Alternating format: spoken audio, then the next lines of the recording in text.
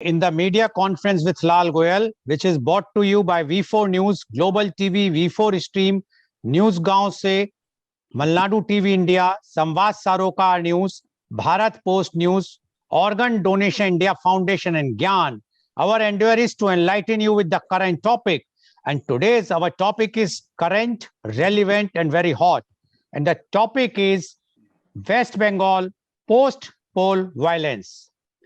On May 2nd, Bengal chose Banglar Niger May, Bengal's own daughter, for the third time to take up the reins of the state government. It was expected that finally peace would come to the pandemic-affected state that had gone through a long-drawn 8-phase election. But it did not happen, at least not in the rural districts far away from Kolkata's critical eyes. Bengal's disturbing legacy of post-poll violence showed its ugly face once again, and this time women bore the brunt of the violence in the worst possible way.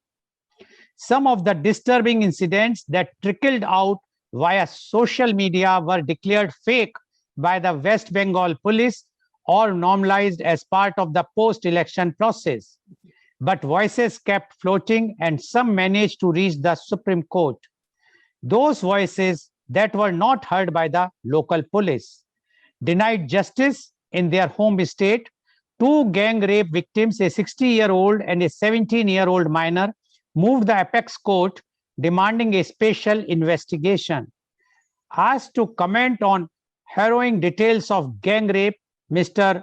Debangshu Bhattacharya, TMC spokesperson and General Secretary of the party's youth wing, said, I quote, I have heard of some allegations, but those few cases happened when the Election Commission was in charge of Bengal. After Mamata Banerjee was sworn in, all that stopped. 90% of these allegations are false. This is a part of the BJP's conspiracy to spread fake news and bring president's rule in Bengal, unquote. When asked about whether the TMC's high command was going to carry out a party investigation, since these allegations are reaching the apex court, he said the TMC has a decentralized leadership. These are local matters, so our local leaders will look into it. Right after the assembly results were announced, Ms. Rekha Sharma and the National Commission for Women, NCW chairperson, had visited Bengal to investigate the post-poll violence in Bengal against women. She said, I quote, we have talked to women in shelter homes who were molested and raped, and they were not able to report it because the local police would not take their FIRs. We have heard of as many as 60 such complaints, unquote. She is hopeful that now with the NHRC sending in a team, more women will open up about the atrocities against them. Mr. Adhir Ranjan Chaudhary, leader of the Congress party in the Lok Sabha and MP from Behrampur, denounced the violence. In 2016, this kind of attack was against Congress, and this time it's against BJP. Either way, in the post-poll political vendetta, it is the women who suffer the most in Bengal, he said. The questions that stare at us now are, has the law and order in Bengal broken down so completely that rape victims have to seek justice outside the state? The violence against women in Bengal is not just a political issue anymore. It has become a broader human rights issue right now. In Bengal, which is led by a woman chief minister and boasts of having the largest number of women MLAs in a state assembly, willing to acknowledge this, is Bengali civil society ready to start a campaign against it? The West Bengal government was in denial mode on post-poll violence in the state. The Calcutta High Court said on Friday, while taking cognizance of the official report on the attacks and ordering the authorities to record statements and provide relief to the victims, The court's observations are a setback for the Trinamool Congress TMC administration that has repeatedly denied large-scale violence after the May 2nd assembly election results and accused the Bharatiya Janata Party of fabricating charges. A 5-judge High Court bench took note of a report by the National Human Rights Commission NHRC and gave the 7-members team, which was set up on the High Court's orders till July 13 to visit more districts and meet more complainants. Fact-finding team submitted the report to the Minister of now one more fact-finding team which has gone to visit the West Bengal. They submitted the report to the Minister of State of Home Affairs, G. Krishnan Reddy, and while addressing the media, team says the people were made to leave their homes and take shelter in Assam. Some people's houses were completely burned and destroyed, even they were not allowed to work. The connecting bridge to a village that voted to a particular party was demolished. Their water connection has been snatched. This what the finding committee is. We have all made recommendations on behalf of the committee's immediate action for restoring the confidence of the common man. The center on Tuesday promised to take action on the report of a fact-finding team of civil society group Call for Justice, headed by former Chief Justice of Sikkim High Court, Justice retired Pramod Kohli, which claimed that there were 15,000 incidents of post-poll violence in West Bengal, in which 25 people were killed and 7,000 women were molested. According to Union Minister of State for Home, G. Kishan Reddy, the report of the civil society group Call for Justice stated that the magnitude and the reach of the post-poll violence touched many villages and towns all across West Bengal simultaneously, beginning the night of May 2, when the results of the assembly elections were declared.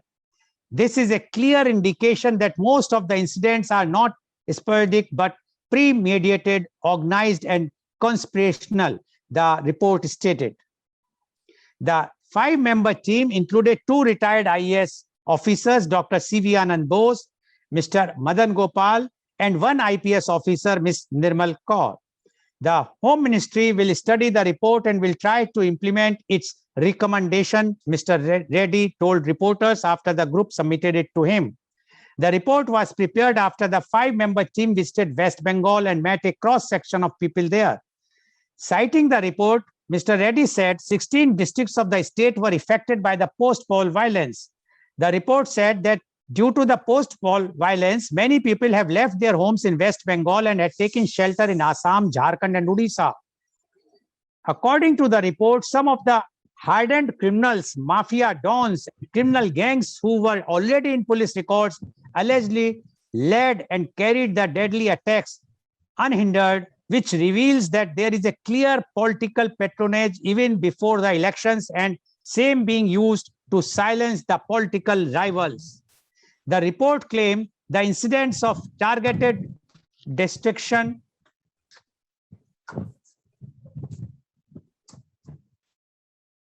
the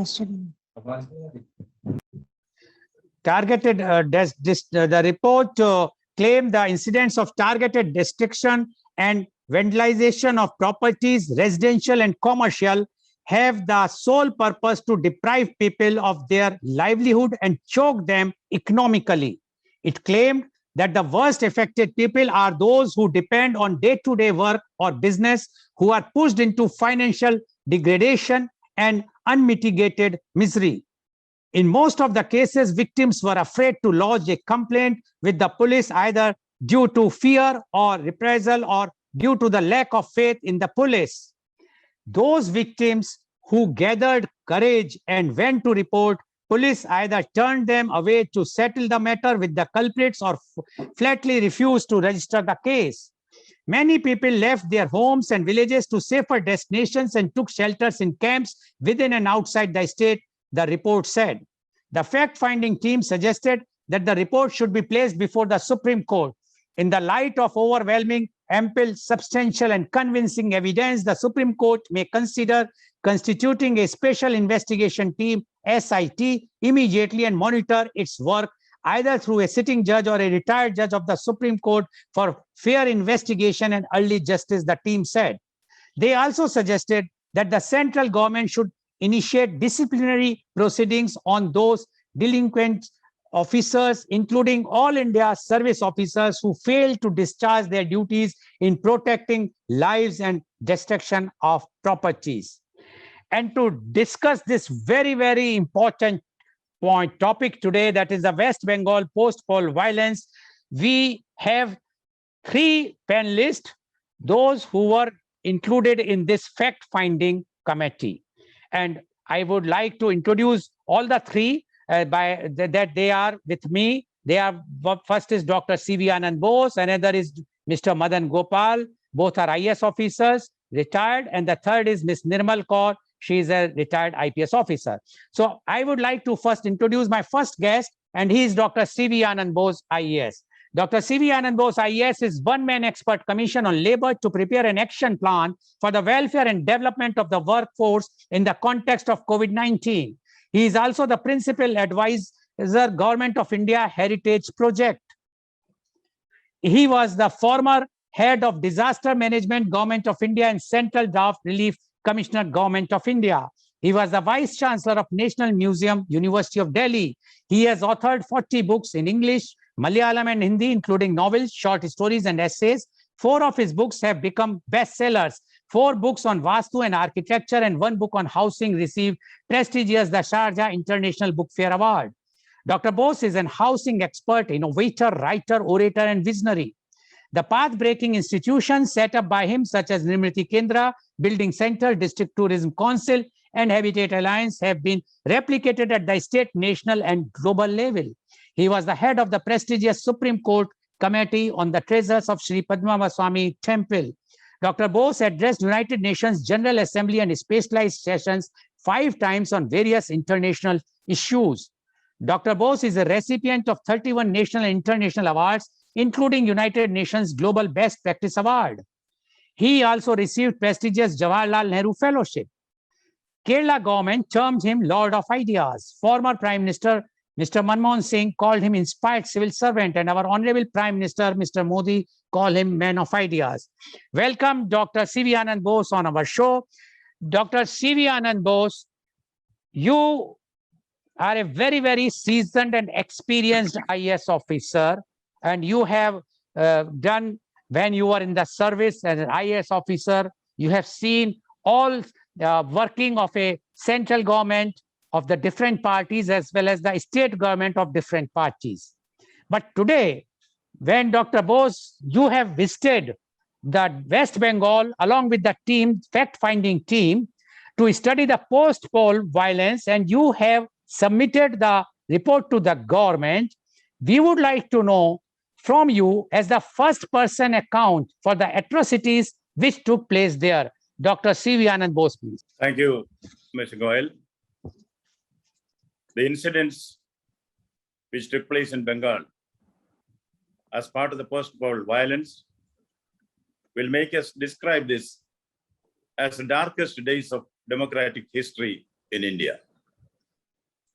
As a poet says, it is a case of the best lack conviction. The worst are full of passionate intensity. I repeat, the best lack conviction.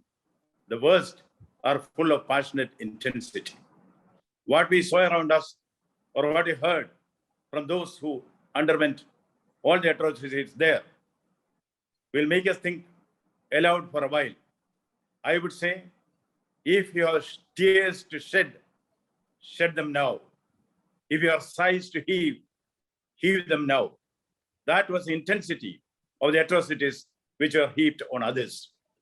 You know, in the apocalyptic vision of the second coming, which nears the end of the doomsday, the poet W.B. Yeats has said, the things fall apart, the center cannot hold.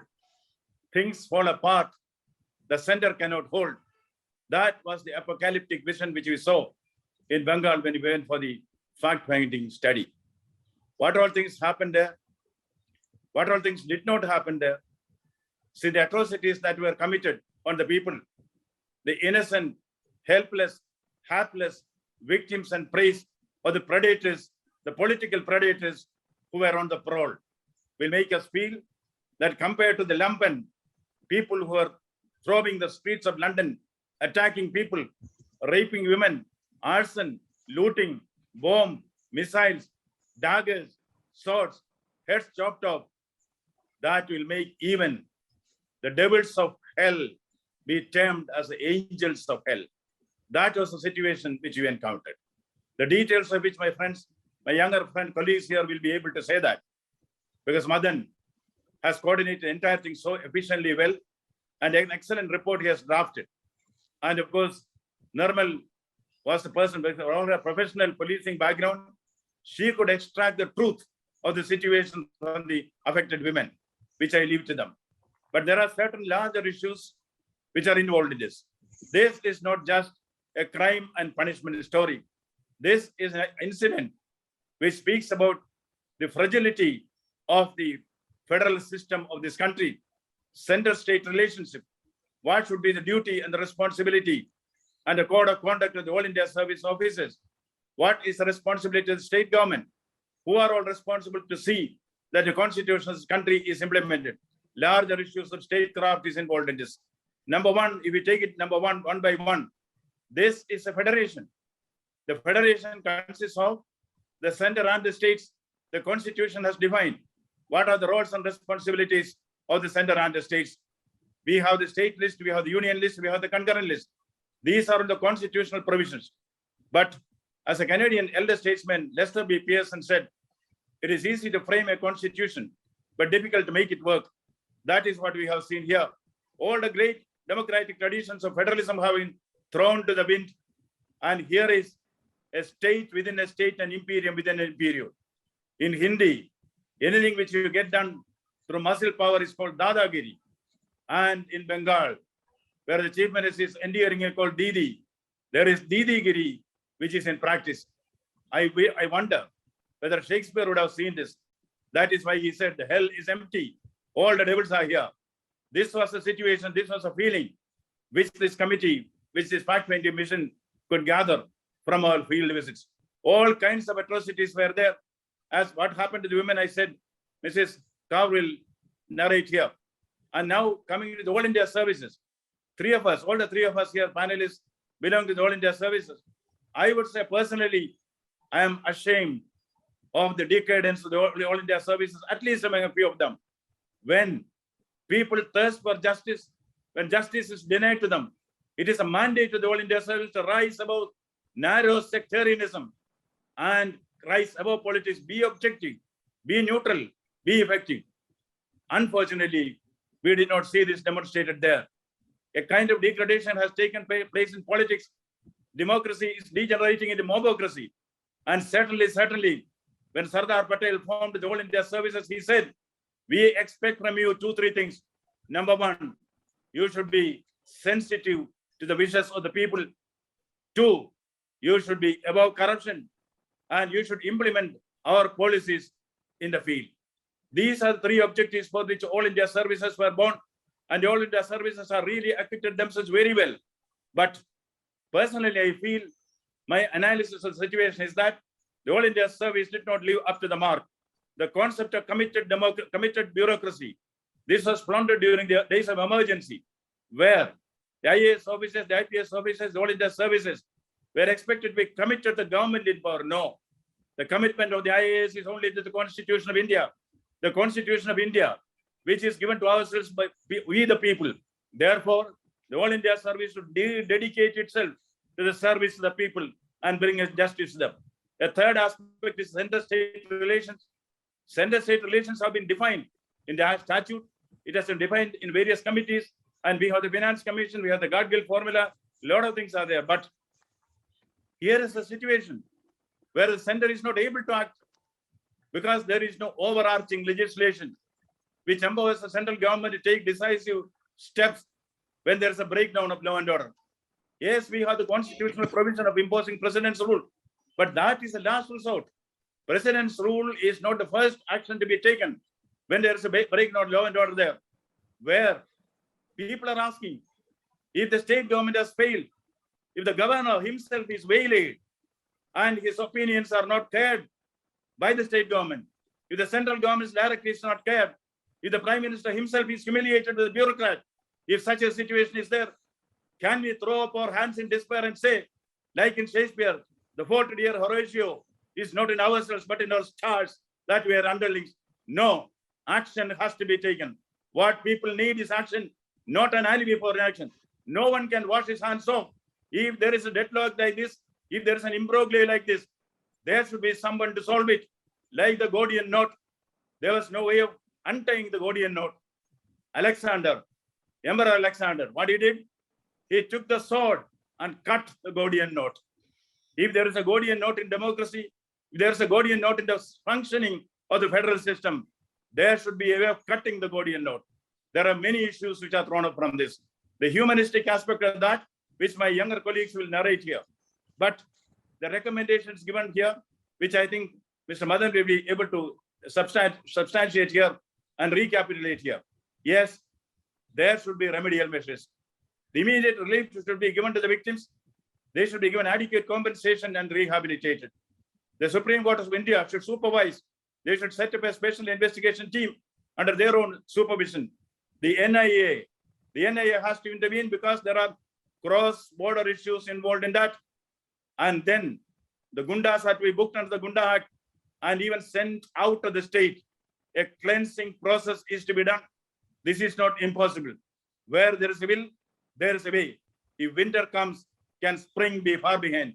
We are looking forward to that spring, which should certainly come after this winter. We want action, not an alibi for inaction. And what are the action points to be taken? I think Mr. Madan will clearly has stated in the report, and I think Nirmal will also substantiate. I will take on, if I am given a chance, after listening to the views of my learned younger colleagues. Thank you. Thank you very much, Dr. C.V. Anand Bose, for giving the first-hand information about what you have seen, what he has seen in the West Bengal when they have gone as in the team for fact-finding committee. But I would just like to highlight few points which he has mentioned is, according to him, it's the darkest period of the democracy, what they have seen there. They says, yes, there is a very specific relationship between the center and state, but there was not at all followed by the state government. All types of atrocities were taking place. He has described in many words, but I can just say that according to him, nothing is left whatsoever is covered in the atrocities which were not been there. And he was very much annoyed, or rather has attacked the All India services, those officers who ashamed the All India services. And he says, I am feeling ashamed to be in the services which I served so proudly, because few of the officers have not followed the code of conduct, which was the main motto of this particular services. And he says, when Sardar Vallabhbhai Patel has started these services, he has mentioned very clearly the points what are required, the sensitiveness, the anti-corruption, and for our service to everyone. But the way they have acted this time in the West Bengal, the All India services people, whether in the police or the administration, they have failed their duty. And they failed one thing, that All India services is to report to the constitution, to give their services for the welfare of the society as per the constitution, not to the government of the day. Because the governments may come and go, but the constitution, they have to uphold the sanctity of the constitution. But what he says is, in spite of all those things, the people, when they went there, everyone is asking for the president rule. But according to him, the president rule is the last resort. But there are so many things can be done. And one thing is the Supreme Court supervised committee, and so to see that the relief works to be taken immediately, and those persons who have lost their everything, they should be given compensation accordingly. And he also says that NIA should come in picture, because it's a cross-border thing now. It's not only in the West Bengal. So many people have crossed the borders to take the shelters in other states. So the NIA help to be taken, and all those gundas who have done this thing to be booked in Gundas Act and to be shifted to outside from the state. And he says that Supreme Court has to take action without fail. And otherwise, people want action. They don't want only the reports and they don't want only the verbal things. Thank you very much, Dr. C.V. Anand Bose, for giving such a facts and eye-opening things what has happened, because those who are not in West Bengal, they cannot even feel what is happening, because the reports, media report says that even the local press is not at all covering what is happening there. This also shows how much we have gone down. Whatsoever it is, whether good or bad, the media is supposed to report and show the facts, not the fiction. But according to the other media reports, they says even the local medias are not showing at all. Anyways, that is the thing. I am sure the reports have been submitted. Some action will be definitely taken. So now I would like to invite my next guest, and he is Shri Madan Gopal IAS. Shri Madan Gopal IAS is the former Additional Chief Secretary of Government of Karnataka. He has a master's degree in commerce and postgraduate diploma in journalism. He was selected into the Indian Administrative Services and placed in Karnataka cadre. During his more than 3 decades of service in Karnataka, he has served the state and government of India in many departments, including health and family welfare, higher education, food and civil supplies, forest, environment and ecology, water resources, mines and geology. He also served as executive director for the World Bank funded Jala Samvardhane Yojana Integrated Tank Development Project, Commissioner for Public Instructions, Bangalore, Registrar, Central University of Hyderabad, etc.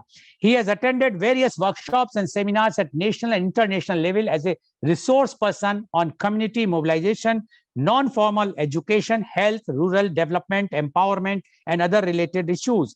He is also a visiting professor for International Institute on Chronic Hypoxia La Paz, Bolivia. He is life member of IIPA, New Delhi, ASCI, Hyderabad, Bangalore International Center, and Sri Ramanna Maharshi Center for Learning, Bangalore. He has published many books and presented papers at national and international forums. He has visited several countries, more than 60 countries, to attend seminars and workshops, and also as part of the study teams on various development and educational issues. His hobbies include mountaineering, traveling, reading, and photography. Welcome, Mr. Madan Gopal on our show. Mr. Madan Gopal, you have heard what Dr. C.V. Anand Bose has spoken. And as you are the secretary of this team, we would like to know from you the findings and the recommendations of the team for the post-poll violence in West Bengal. Mr. Madan Gopal, please. Thank you. At the outset, I would like to say a general comments. Point one is that as a member of All India Service, worked there more than 3 decades, like my colleagues, Madam Nirmala Kaur and Dr. Anand Bose, the first thing we do in our Sardar National Institute of our academy there is that we take a oath of allegiance on Constitution of India. Why we take oath of allegiance of Constitution of India? That we do not belong to any particular political party. We do not follow the manifesto of any political party, but we follow policies of the government in power, but those policies within the framework of law. And that understanding, I'd like to quote, essential feature of democracy is not to obey any master, but the law.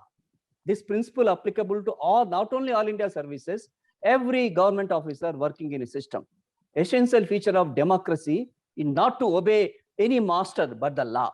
With this, I would like to start that I'll initially try to dispel what is the false propaganda is done on the effect of the post-poll violence in Bengal. First is that they are saying it is just spontaneous, it happened 1 or 2 places, sporadic. No, it is a widespread. As we see 16 districts, and if you see the large number, you had mentioned that, and some even said that this evidence is, some video is said it is fake video, etc.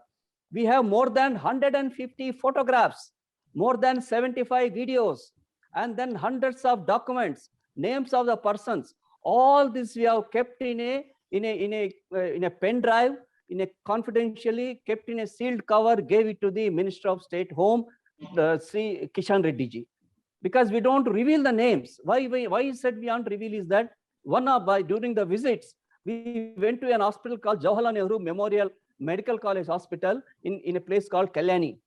It was the evening because we have to find way. We didn't know, though we had some people with us. But this person, we found him on the road. We asked him, where is the hospital? Can you show that there are some of the victims are admitted in that hospital? This good Samaritan took us to that hospital. We have the photographs. I don't want to mention the name. And then we met three injured people there, badly injured. I spoke to the chief nursing superintendent there, some of the paramedical staff, one doctor there. They describe how horrific these injuries are. Very next day, shockingly, very next day, the good Samaritan who had shown us the way, his house was burnt. His was broken, badly injured. I'm saying that even a person, innocent person showing us the way doesn't have a protection. What do you expect in this state? And second point, I'm saying that this is how the false narrative it was created, that it is party propaganda, etc. We have nothing to do with political party. You read entire 63-page report, you cannot survive one single sentence which you said in favor of any political party, because it is a civil society group. It is constituted by a call for justice, well-known as civil society organization that believes human rights, that believes in protecting the rights of the people of this country. This upholds certain national values. So with this background, I'll come to some of the findings which you have seen.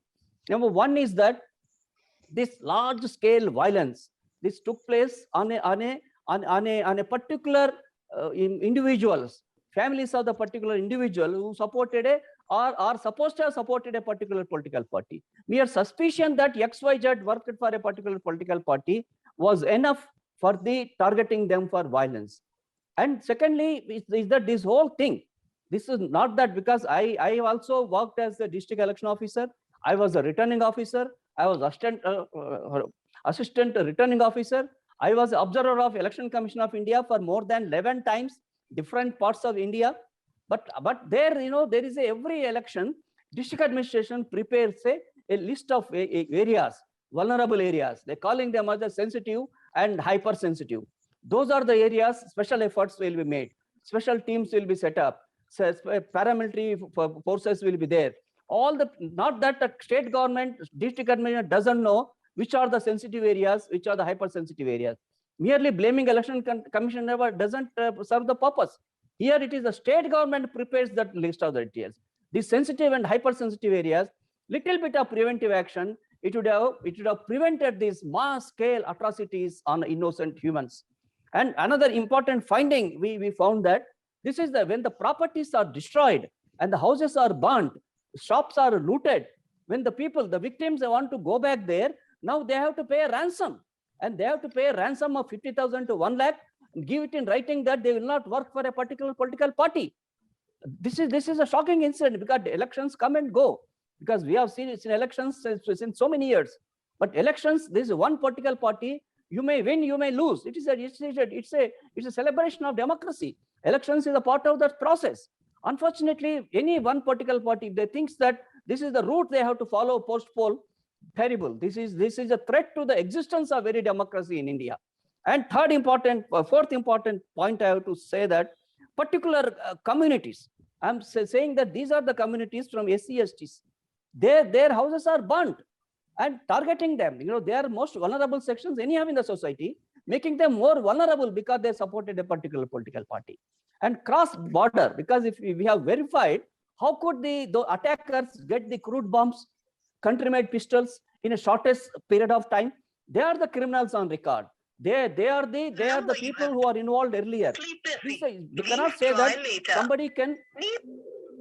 somebody cannot just justify that historically something happened in 1930s. Anushrilan Samiti, yes, wonderful, but history, if you are allowing the bad history to repeat, and either you are blind or you are a collaborator. In this particular process, what happened is that known criminals, known mafia dons, these are the people who are involved. This shows the support of the state system to them. As far as the whole process is concerned, there is a tremendous, sense of fear.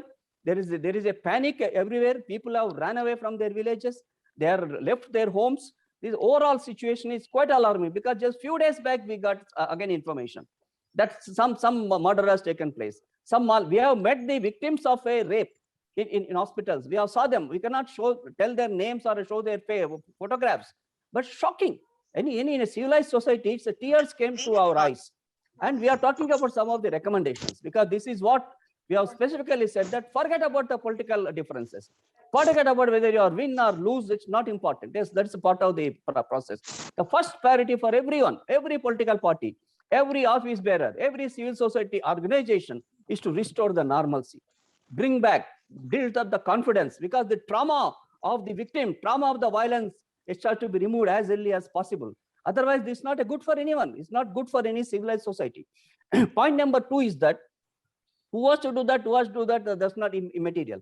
That's immaterial. But thing is that everybody's first priority is to be restored normalcy, bring back peace, and develop the confidence in the people. Let the people come back to their villages or towns. Number 2 is that they can be peace committees, because in times of a communal rights or cost rights, first thing we read in our blue book, there's a blue book which you have certain thing to follow, what to do, what not to do.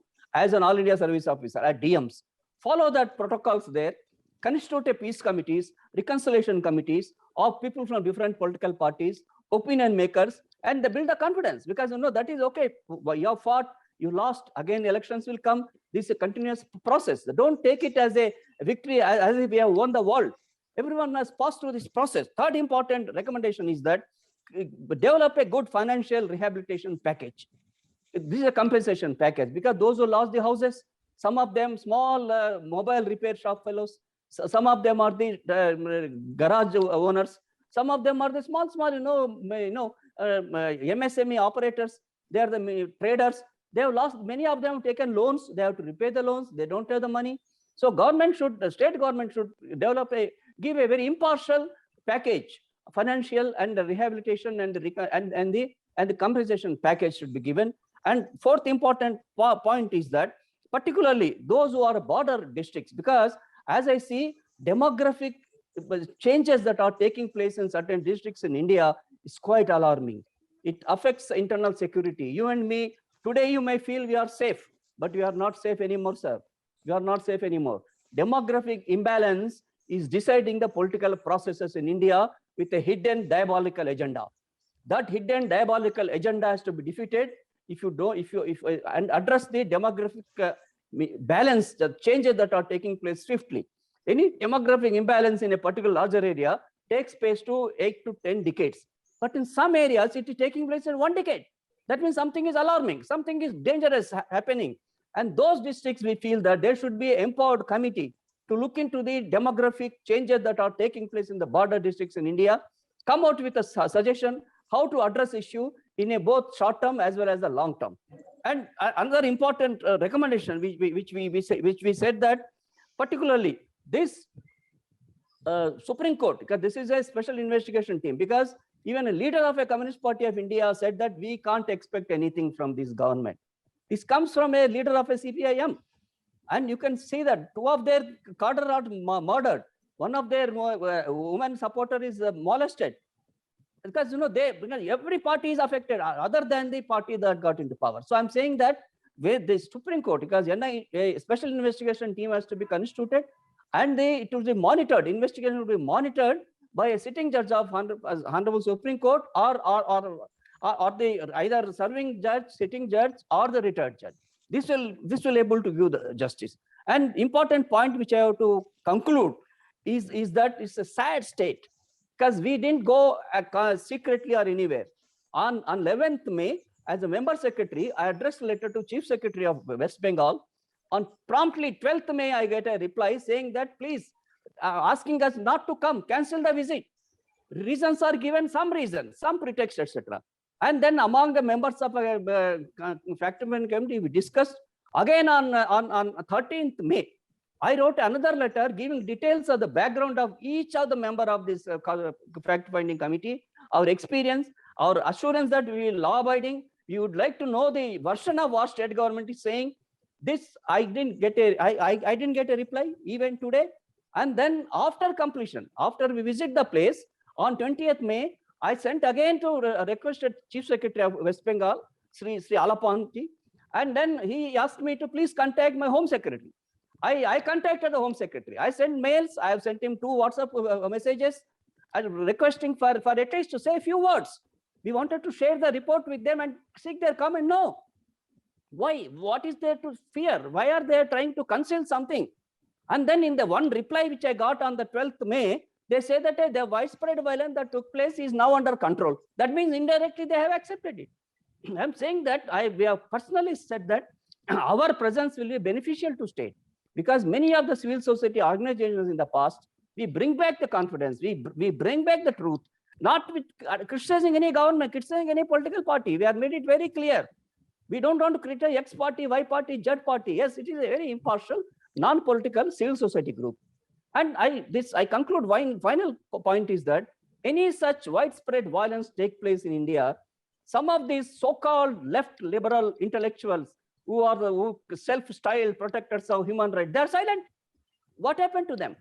One incident in UP, one incident in Rajasthan, one incident in Karnataka, one incident somewhere, you highlight, you go to international, it becomes global. Why there are hundreds of incidents? We have names of the persons who are murdered along with their addresses. We have the photographs of the rape victims. We have the videos of the destruction of the properties. Is it not a responsibility of so-called left liberal intellectuals, proclaimed protectors of human rights, to open their voice? Don't play into politics. Don't have a selective amnesia. These people have selective amnesia. Be impartial. Human rights are non-political in nature. Whether it is attacked by X party, Y party, Z party, X belief, Y belief, human rights are a essential feature of any democratic processes in India. With this, I suggest that these are some of the findings, some of the recommendations. I say that this is as a member of All India Services for 3 decades, I feel very sad that I never wanted to see my India, my country, one of the states in India, degenerating to this advanced stage of decay. With these words, I conclude. Thank you very much, Mr. Madan Gopal, for giving your views. And Mr. Madan Gopal is also quite anguished and with anger, although he is being such a seasoned and senior IAS officer. He says that we as a All India service, those who are serving in the All India services, we follow the constitution, not to obey the master. That is the first principle which we learn when we take the training at Mussoorie Institute. And he says when they have visited there, they found that it is a widespread violence. It is not a violence for one or two places. And they says it has been, they have, according to Mr. Madan Gopal, they have hundreds of photographs and the videos where they have all the details, what has happened, the atrocities, were their burned houses and whatnot. And they says that to burn or to blame only the election commission is not right, because it is the duty of the state government, home department, to give that all the list of those with the places which are sensitive, super sensitive, etc., which they have failed to do, or what they have given, they have misled the election commission. And he says the condition was so bad that when they were visiting the place, they came to know that in one hospital there are some victims who have been treated. So they asked some passerby to the way of the hospital. That passerby was kind enough. He took them to that hospital. They met the victims, etc. The next day they came to know that that passerby, the person who has shown the way, his house was burned. And he was beaten. So according to Mr. Madan Gopal, this is the condition of the law and order there. And he says now when those victims wants to come back from the other states, they've been asked for the ransom for 50,000 and 1 lakh rupees, which is unheard earlier. And no one, because instead of giving the compensation to the victims, the goons are asking the money. And he says the most effective is the SC and ST, which, because they don't have that much voice and they were being brutalized like anything. He says that we want the recommendations, which we have given lots of recommendations, but the main highlight I can say is which he has mentioned is that normalcy to be restored immediately and peace to be restored. And he says all India services people should know there is a blue book which is always there with the collector or the DM or the DC of the district. He must read that blue book again and see to it that what is to be done. He shares that the financial package should be given to those who have lost their businesses, small businesses, money, etc.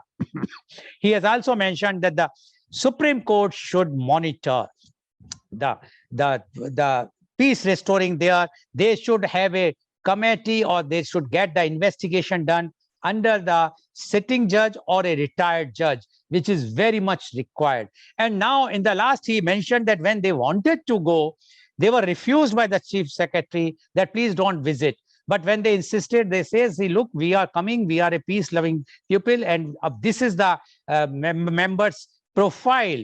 One is the retired High Court judge, two are IAS, one IPS officer, all those who have served for the country for so many years or the decades, but they were not ready to take them. They have not replied. And when they reached, there was no cooperation from the state government's officers or the All India officers. Even the chief secretary passed them to the home secretary, and the home secretary says now everything has been restored, peace is there. So according to Mr. Madan Gopal, it is not only one, but it was pre-planned, everything was done, and everyone is supporting, whether he's an All India service officer or the political party. And he says those who have lost or those who have been victims are in this post-poll violence. It, apart from one party which is ruling now, all the parties suffered. So that is the view of Mr. Madan Gopal, who is the secretary of this fact-finding committee. Thank you very much, Mr. Madan Gopal, for giving your views. And now I would like to invite my next guest, and she is Miss Nirmal Kaur, IPS. Miss Nirmal Kaur, IPS, is the former Director General of Police, Jharkhand. She is of 1983 batch. She, during her service, worked as SP to DG in Bihar and Jharkhand, Bureau of Police Research and Development, MHA, Delhi. Her reputation was of very honest and efficient IPS officer. She patrolled crime-ridden rural areas in Bhagalpur, Patna, and Darbhanga on horseback. She controlled crime and Naxalite. She was called Hunter Wali by Bhagalpur people, where she was posted after Bhagalpur blindings. She was considered to be the most honest and dutiful lady officer. She is well versed in Indian Vedantic philosophy, the Sikh Gurus, and Sri Guru Granth Sahib. She possesses scholarly knowledge of Sikh scriptures. She is associated with rural development groups. She is active member of Yoga Satsang Society of India for over 30 years. She is also associated with cataract camps of Yogoda. She did spiritual sadhana at Rishikesh and near Vasisht Guha on Ma Ganga's bank from 2016 to 2018. Welcome, Ms. Nirmal Kaur on our show. Ms. Nirmal Kaur, you have done a very special job of understanding the atrocity of women folk which took place during the post-poll violence at West Bengal. Being a lady police officer of a very nearby state of Bihar and Jharkhand, which is bordering the West Bengal. So you know the conditions of the West Bengal as well as because you are policing next to the West Bengal. And you are very much, because of your career, because of your reputation, you are very, very honest and a very strict police officer. Now, when you have visited the West Bengal as a committee member or with the fact-finding committee, you have seen the atrocities. Now, we would like to know from you the extent of hardship faced by the women folk there. Ms. Nirmal Kaur, please. Committee visited West Bengal to find out the ground realities. In fact, you know, it was so shocking. Everything there was so shocking, unthinkable, that we were not prepared even to see a fraction of what we found on the ground. Women were the worst sufferers. Women were the worst sufferers because they attacked houses, the men ran away and leaving the women to bear the brunt. And women were really, the man ran away. There was no earning in the house. They attacked their means of livelihood. There was nothing to eat. On top of it, they would come to the houses and damage the houses, vandalize the house, cut away the water source. Like, in one village, entire locality, there was one chapakal, which they, kind of uprooted and carried away. They said nobody will even be able to drink water here till they repent. Repent what? Having supported a particular party. So that was the message they were giving with every atrocities, which was to throttle, to suffocate the very lives out of them. And when that was not enough, they committed heinous crimes against everyone, murder, especially heinous crimes like rape against women, very indignified rapes. I mean, they just crushed their dignity. And when see a woman is being raped alongside her husband is being murdered, a mother is being raped, 60-plus-year-old mother is being raped, and her son is being murdered there. And, a woman, a small girl, young girl, she's being undressed. And then, the father is there. And, they're holding just to humiliate, to shame, to somehow will them into submission. And the submission they are looking for is what? That they will never repeat this mistake of having voted for a particular party ever again, or never ever support it ever again. And they wanted to, pulverize everything to the ground till it was their way. And their way is that you will never support this party again. You will now onwards. And, they shaved off people's heads, called them when they came back. Oh, here you come in repentance. What repentance? You are forced into repent because you want to survive. People are not even allowed to breathe unless they repented. And a few of them that came, their heads were shaved off. They were given a flag each of a particular party, the ruling party. They carry this flag, display it prominently on your house. Always support us. And, not only that, the money, some government scheme somewhere, like, we found that in one village, some money was distributed at the time of tsunami, some government grant. So, they made the villager give back that person, that particular citizen, and many of them like that, 4,000 rupees, which he had received as an aid during tsunami from the government, which was years ago. So, they were kind of, being very vindictive, they wanted to vanquish everything. Like, the retreating armies of Nadir Shah would do. I mean, I think they were much kinder to the vanquished people than this ruling party was. They became so drunk. They became so inebriated with their own power. Now that we have our government, now that we have won, we can do anything. We can rule over people. We can, crush them. Simply crush all opposition. And without opposition, democracy can never survive. I mean, if you have a democracy, you have to have opposition. How can so many billion people think alike? Everybody will have his own ideology. Everybody will have his own ideas of the way it should be. You can't abide by, even if it is the Holy Grail. I mean, the particular party, not that it is even if it were the very epitome of what is needed in the society, all the people cannot possibly support it because everyone will have a view. And they say, I may not, like, some critic of, I think Rousseau has said, I may not agree with what you say, but I will defend till death, your right to say what you have to say, or your right to hold your opinion. So agreement is not important. What is important is freedom of thought, that everybody should be free to profess what they believe in, whether profess their religion or profess their right to vote or profess their ideas, whatever. So this freedom is being denied to people. And what democracy? This democracy, they say it is the highest institution. And democracy is a very pious thing. How is it pious? Ye to pura democracy ka halal ho gaya. Slowly, not slowly, very rapidly in this case, slowly, ever so slowly, you're killing the democracy.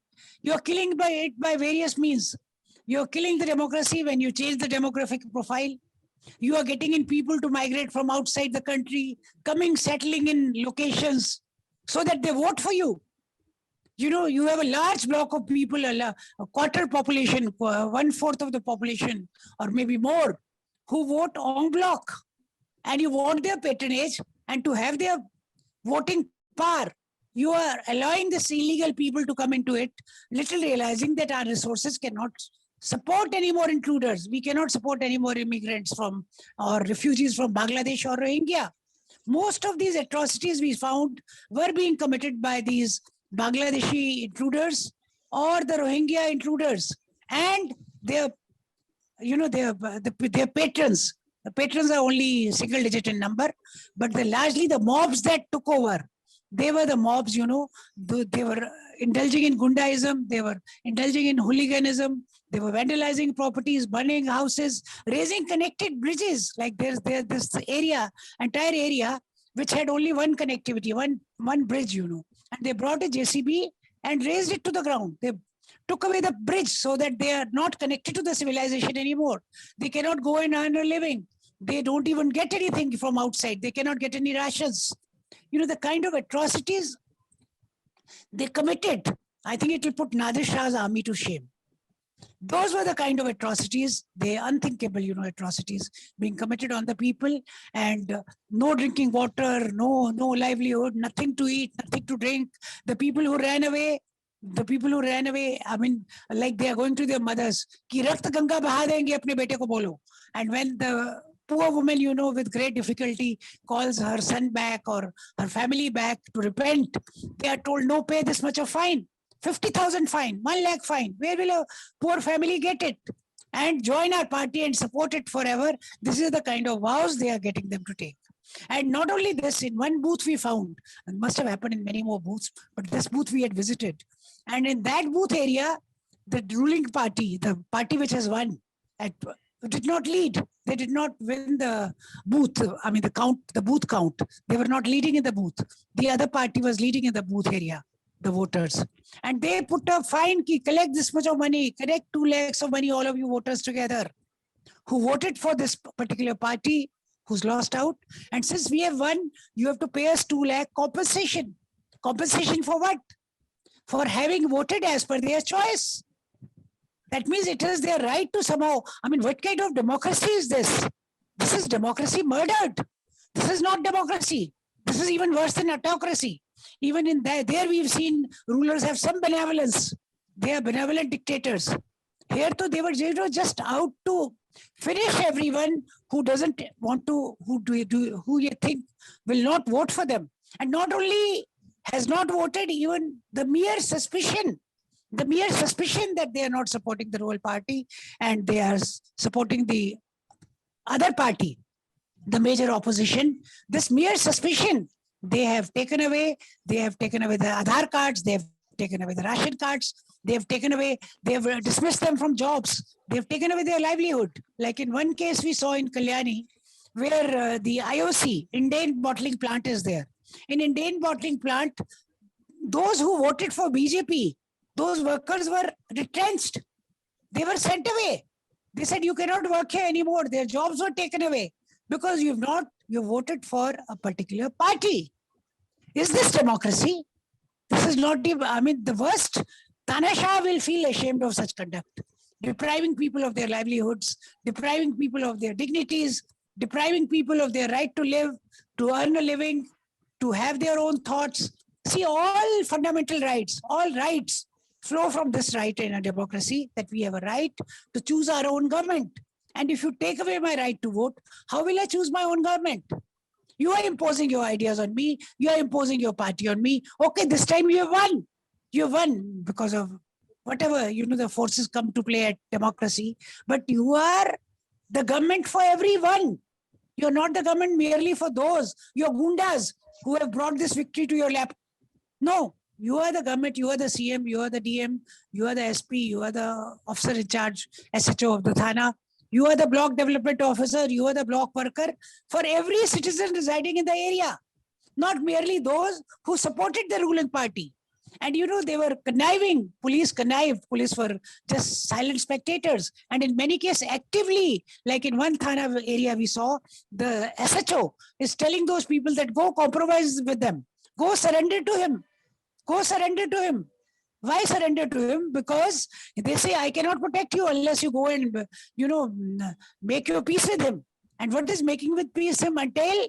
Making peace with him entails that they give away their right to vote, they give away their right to thought, they give away everything. And the kind of heinous atrocities being committed, murders being committed, and lots of other things being committed there, just to break people's will, to make them surrender, to bring them on their knees, and to beg their forgiveness for having supported a particular party, and to take a vow that henceforth they will only be supporting this particular party, and we come here in repentance and we promise forever and forever to support you. This is not free thought. This is not democracy. This is just, you know, imposing your will on poor, helpless people by your might. Might is right. जिसकी लाठी उसकी भैंस. Just because you have a lot of power, muscle power with you, or you have the power of the administration with you, you are going and decimating everything in view which is not agreeable to you, which you don't like, which doesn't accept you as the overlord. That is what was being and is still being done in West Bengal. It is not that the violence is over. They have registered a few cases very reluctantly, and they have also arrested a few people, but they are all the, very chote-mote people, the people, very, very lowly people, or, they have not arrested the kingpin, the mastermind, the mafia, the real mastermind behind it. I think in every case which has happened of violence in West Bengal, at least there are five masterminds I know of. During our visit, we found out at least 5-6 names. And I think in every case, in these thousands of cases which have happened, if you were to apply 120B is IPC, which is a section which deals with conspiracy, and to have made up a plan, these 5 or 6 names will perhaps fit into 90% of the cases of violence. So arrest those 5-6 people, arrest them. I know their names. I was there a short while. You know their names also because you are the administration. You are there forever, 24/7. You are there. You know them. And in case you don't know the names, I'm happy to give you the names. Those are the masterminds. Arrest them and let us see if this violence will come down or not. If you make a sincere attempt at crime cannot support politics. This is criminalization of politics to the worst extent. By crime, you are changing the demography. By crime, you want to have a larger vote base. By converting people not by giving them freedom of thought or by convincing them of your better ideas. You are forcing them to convert them or to obey them. More than conversion, it is an obedience. You're obeying them into following your thought and to display your flag and to do your politics and to come out in your rallies, to come out in your processions. This is what has happened. Forcibly, people are being made to support a particular party and not support the other party whom they do not like. So this kind of crime, and to take shelter, to take support of crime to do this. Everybody is free to profess these thoughts. I can convince you if I'm right. I should be able to convince you by reason, by rationale, by giving you the reason for your, why it is a better choice. But no, since they cannot convince people that way, this is the shortcut they have, short and very effective and very quick method they have found of converting people to their party, to take them away. And those who are still opposing are suffering. People have suffered a lot. Murders, rapes, looting of shops, arson, vandalism, depriving people of their even water connections, access to water, access to ration, access to eating, access to everything. And people have had to run away to neighboring states. People have ran away to Assam. They've ran away to Orissa, to Jharkhand to protect themselves. So this kind of atrocities have been committed in the name of democracy and to celebrate their victory in elections in a democratic process. Elections, which we say is the festival of democracy. They say it is a celebration of democracy. And this is how they are celebrating democracy, by doing halal of democracy, by cutting off democracy, by finishing democracy, by sounding its death knell. The democracy death knell is sounded. And if, God forbid, if this is our country and if this is what you're going to do, these are a few points. I have many more to go, but I think I'll take them up during question hours. Thank you. Yeah. Thank you very much, Ms. Nirmal Kaur, for giving your very, very straight submission about what you have seen there. And I will just highlight few points. One is that she says, jiski lathi uska bhains, this is the thing which is happening there. And then she says the worst sufferer were the women. And she says they were humiliated in dignified way. They were what she has described. Even, sorry to say, I cannot utter those words.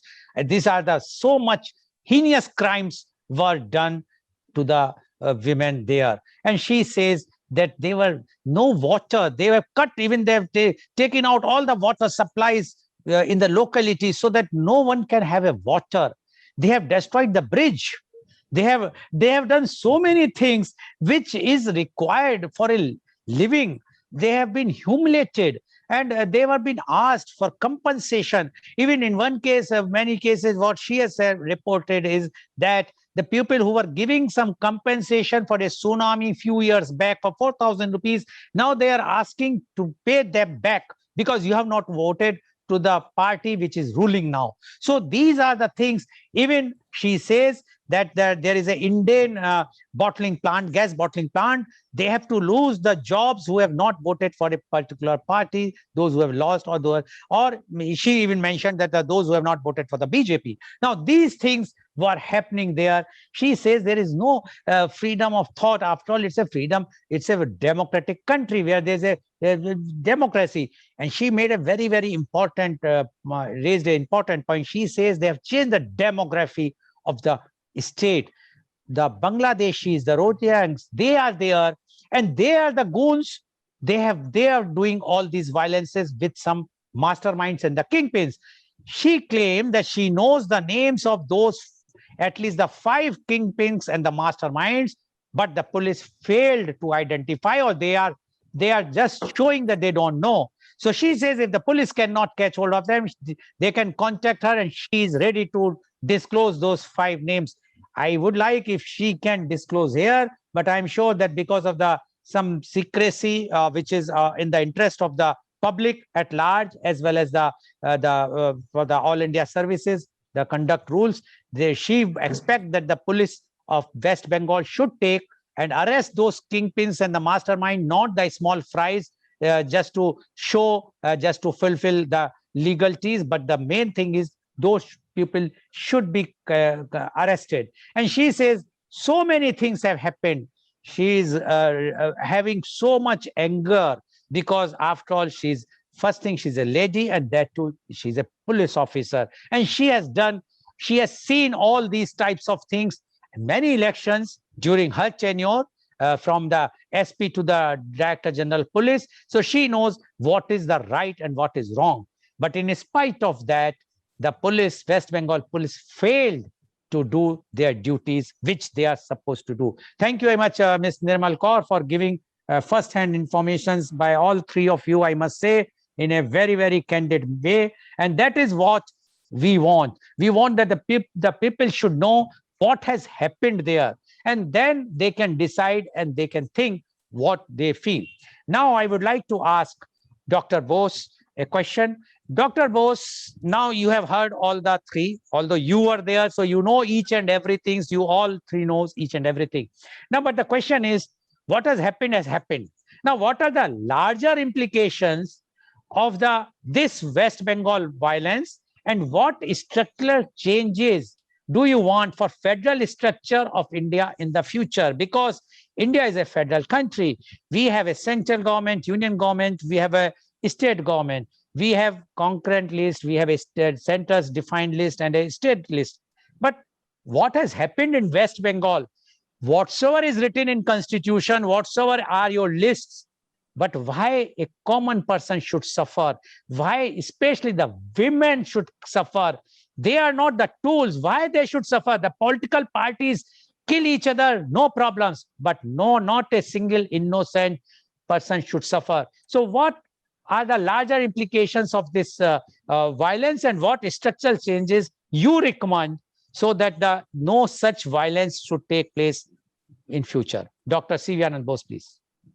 I will respond with the 2 key words used by Madan and Nirmal. Madan said about human rights are not political in nature. And Nirmal said about the killing of democracy. I think these are the 2 key issues which have larger implications in the future running of democracy in this country. You know, in the heydays of democracy, Mussolini said derisively, democracy is a kingless regime infested by many kings who are more exclusive and tyrannical than one if he be a king. I think that is what we saw demonstrated on the streets of Bengal. Democracy is a kingless regime infested by many kings who are more exclusive and tyrannical than one if he be a king. This has larger implications for Indian federalism and also survival of democracy. As Dr. Radhakrishnan said, if the flame of democracy is put out in India, darkness will spread throughout the subcontinent, nay, in the whole world. That is what is going to happen. That is what is happening. Forms of government, let fools contest. That which is administered best is the best. This is again Alexander Pope. Forms of government, let fools contest. That which is administered best is the best. That answers the question which you have raised. For the common man, it's not enough that the laws are there, the constitution is there.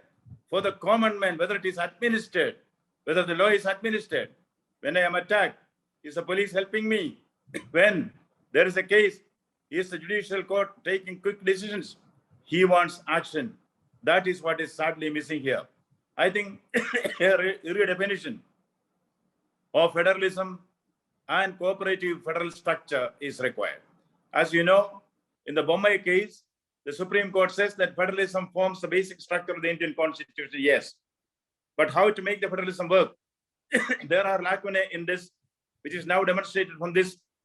If a state government deliberately tries to flout the Constitution of India and fails to discharge its constitutional duties in maintaining law and order, if the constitutional machinery of the state has broken down, what is the way out? We cannot say this is in the state list for law and order and state list, so we cannot interfere. You can impose president's rule, but sorry, court will interfere, so we cannot have president's rule. Then I would say, for the consideration of the nation, see, patriotism does not mean, patriotism means pride in what your state does, not in whatever your state does. Take pride in what your state does, not whatever your state does. There should be checks and balances. If a state decides to be a rogue state, if I may use that expression, who will control them? The center has to control. If the center cannot control, why? If legal restrictions are there, we should have an overarching legislation which would empower the government of India to step in when there is a law and order breakdown and the state government refuses to act.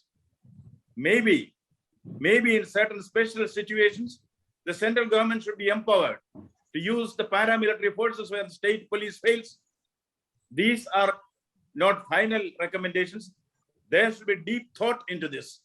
When federalism fails, because of the deliberate act of omission or commission of a particular state government, what next? Certainly, we cannot throw up our hand in despair and tell the people, you take care of yourself. The state's duty is to protect the citizens. The life and property of the citizens should be safe. Therefore, a thorough change is to be done. A relook is to be done in the federal state system, federal practices. If legislation is required, usher in legislation. If policy changes are required, usher in policy changes. Otherwise, India will have to pay a heavy price. And now to the one small point of Rohingyans, the very, very sharp observation of Nirmal. She could find out the shanties of the Rohingyans in the city itself.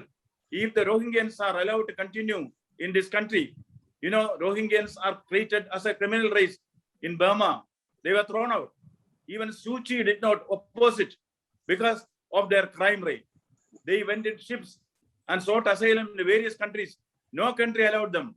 That is why they were called the ship people. Then finally, Saudi Arabia was requested by UN. Can you accommodate them? Can you take them on humanitarian consideration? Saudi Arabia said, we can feed them. We will never allow them to touch on their feet on our soil. If any country is willing to take them, we are willing to pay for it. Indonesia took them.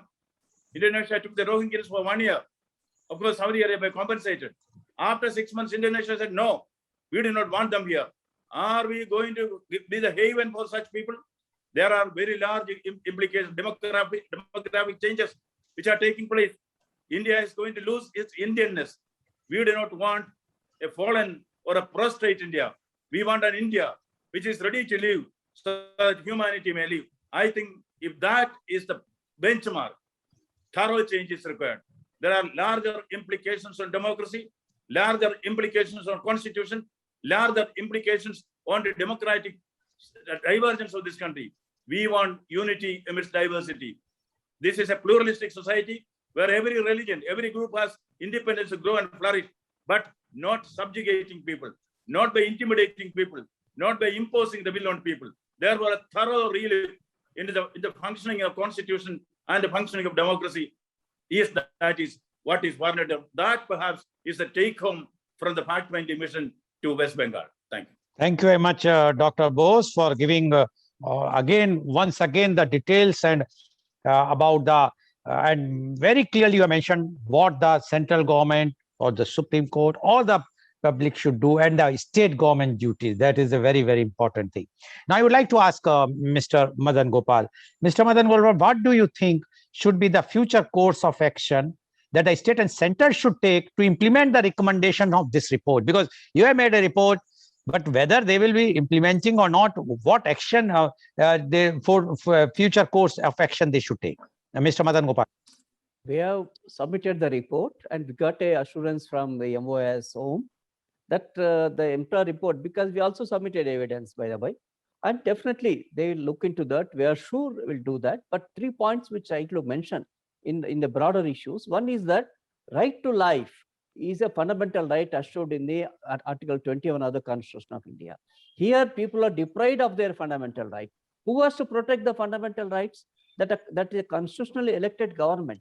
So there is a failure of a system there. The government in power should look into themselves, introspect what happened, what should not have happened, what can be done to ensure that it will not happen again. Point number 2, appeal to all the political parties, irrespective of their affiliations, as long as they believe in the constitutional values, if they are within the framework of law, please, you guys should introspect, because X party is affected today, Y party will be affected tomorrow. Your silence will strengthen and legitimize those who have indulged in this type of senseless, meaningless violence. And third point is that those who are perpetuated, participated, triggered in this violence are to be punished. Otherwise, they get a more courage. They think that, oh, I have done something in West Bengal, I can do it in some other state, I can do it national level elections. So this should not happen. Those should be punished very, very, as early as possible, they should be punished. One important thing we say that what can happen is that this report of the fact-finding committee, though it is interim in nature, should be brought before the Honorable Supreme Court. This we mentioned specifically. Honorable Supreme Court to take cognizance of our report and let them do. We are not saying punish XYZ. Please let there be a independent, fair investigation by an SIT to be monitored by the sitting judge of the Honorable Supreme Court. These are my observations. Thank you. Thank you very much, Mr. Madan Gopal. You rightly said that there should be a Supreme Court's supervised investigation to check up what is right and what is wrong. Thank you very much. Now, I would like to go to Ms. Nirmal Kaur. Ms. Nirmal Kaur, what, according to you, are the steps to be initiated by the state and central government to protect the interest of the women and provide them security in future? Because what we have seen, it should not be repeated in any of the future elections which are going to take place soon now in UP and Punjab and other states. So what steps, according to the central government and state government, should take, at least no atrocities on women? Ms. Nirmal Kaur, please. The very first thing is they should register each and every case. There are thousands and thousands of cases. They are not registering cases. They should honestly, sincerely register every case and name the correct people in it, make the right arrests, get the guilty punished. That, punishment of the guilty will be the biggest deterrent that these things will not happen in future. And the biggest thing is not to mix crime and politics. It's a very deadly cocktail, You cannot have politics, which is a flow of ideas, which is a flow of beliefs, of values, and you cannot have crime. Crime is, deviant behavior that should be treated as deviance only, and the two should not be. It is like mainstreaming crime. You brought crime into the mainstream of the society by giving it political patronage or by doing politics through criminal means. That should be stopped right away. That is the biggest threat to democracy. You've killed democracy, and we all citizens, we worked for generations. Our forefathers have worked. They have so many thousands, millions, lakhs of people have sacrificed That's why we are able to enjoy this democracy, breathe this free air. And, the Rabindranath Tagore himself said, where the mind is without fear is, epic poem is a very celebrated poem, that where the mind is without fear and the head is held high. So allow that for women, for men of all views, even your opponents. Allow them to live without fear, allow them to think without fear, allow them to vote without fear, and punish the guilty, and also compensate, bring people to a level where they were before the violence started, so that they can earn their livelihoods properly. If you've taken away everything I have, how will I? मेरी छोटी सी दुकान है, उसको आप तोड़ फोड़ कर गए, जला गए, ले गए, मेरे घर को पूरा जला गए, हाँ पूरे गांव को जला दिया, जब मेरे पास घर ही नहीं, कच्चा पक्का जैसा भी रहने के लिए. I mean, how can I think of earning a living? How can I, some basic dignity which existed before this violence started, that should be restored, People's dignity should be restored, and they should be given compensation. All the criminal cases should be registered, and criminals should be treated as criminals, regardless of which party they come from, regardless of how useful they are in, garnering your vote bank. No, a crime is a crime. That is my view, that we have to protect our women.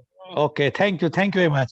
So viewer, you have seen today the fact-finding committee reports, and there those three important members, or rather the one of the secretary member and two others, those who have gone visited themselves, and they have seen the atrocities with their own eyes, and they have seen that how the state government or the political party which is ruling now are shielding those goons who have done the atrocities.